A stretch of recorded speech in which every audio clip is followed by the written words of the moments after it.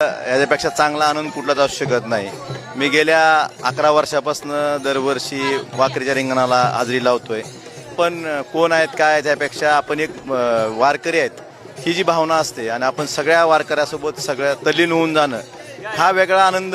माऊलीच्या चरणात आपण जातो, माऊलींच्या चरणी तुकाराम महाराजांची पालखी पांडुरंगाच्या भेटीला जात आहेत, सगळ्याच पालख्या सगळ्या संतांच्या आणि सगळे वारकरी म्हणजे ह्यात कुणी ह्या जातीचा त्या जातीचा उच्च नीच असं न करता सर्व समान, देवापुढे सगळे समान।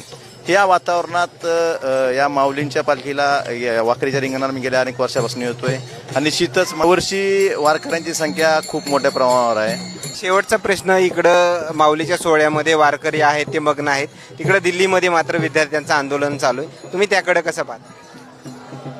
माऊलीच्या चरणी अजून एक माझी प्रार्थना आहे किंवा मी माऊलींना मागणं मानतोय की या देशात लोकशाही टिकावी आणि या लोकशाहीमध्ये सगळ्यांचा आवाज ऐकला जावा। कैलास पाटील माझ्यासोबत आहेत। माऊलींचं रिंगण जे आहे ते वाखरी या ठिकाणी होणार आहे। रिंगण सोहळा पाहण्यासाठी आलात, फुगडीचा आनंद घेतलाय, काय प्रतिक्रिया आहे या आनंदाच्या दरम्यान? तर याच्यापेक्षा चांगला आनंद कुठलाच असू शकत नाही। मी गेल्या 11 वर्षापासून दरवर्षी वाकरीच्या रिंगणाला हाजरी लावतोय आणि याच्यासारखं म्हणजे आनंद म्हणजे आपण कोण आहेत काय त्यापेक्षा आपण एक वारकरी आहेत ही जी भावना असते आणि आपण सगळ्या वारकऱ्यासोबत सगळ्या तल्लीन होऊन जाणं हा वेगळा आनंद।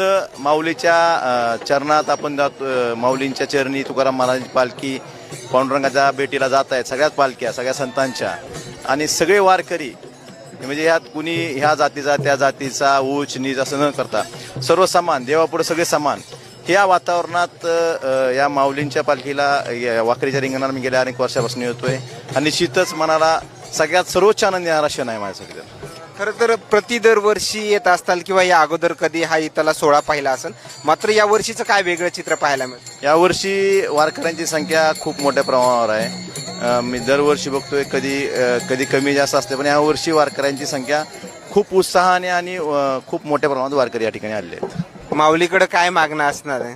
माऊलीकडे एकच मागणं असणार आहे की या महाराष्ट्रातला शेतकरी सुखी ठेव, तरुणांना बेरोजगारांना त्यांच्या हाताला काम मिळू दे आणि या ठिकाणी जे अल्निनोचं संकट आहे हे आपल्या महाराष्ट्रावर येऊ देऊ नको। सगळ्या शेतकऱ्यांना पुरेसा पाऊस पडून त्या शेतकरी जो माल पिकवेल त्या मालाला चांगला भाव मिळू दे हीच माऊलीची प्रार्थना आहे। शेवटचा प्रश्न, इकडं माऊलीच्या सोहळ्यामध्ये वारकरी आहेत ते मग्न आहेत, तिकडं दिल्लीमध्ये मात्र विद्यार्थ्यांचं आंदोलन चालू आहे, तुम्ही त्याकडे कसं पाहता? माऊलीच्या चरणी अजून एक माझी प्रार्थना आहे किंवा मी माऊलींना मागणं मानतोय की या देशात लोकशाही टिकावी आणि या लोकशाहीमध्ये सगळ्यांचा आवाज ऐकला जावा ही माऊली त्यांना सद्बुद्धी देव एवढीच विनंती आहे। धन्यवाद। हे होते कैलास पाटील आणि या रिंगण सोहळ्यादरम्यान आलेल्या प्रतिक्रिया। मात्र आणखीन काही नवीन अपडेट्स मिळतील का हेही पाहणं तेवढंच महत्त्वाचं ठरणार आहे। कॅमेरामॅन सोबत सूरज मीडिया, वाकरी। अशा नवनवीन व्हिडिओ पाहण्यासाठी चॅनलला लाईक आणि सबस्क्राईब करा।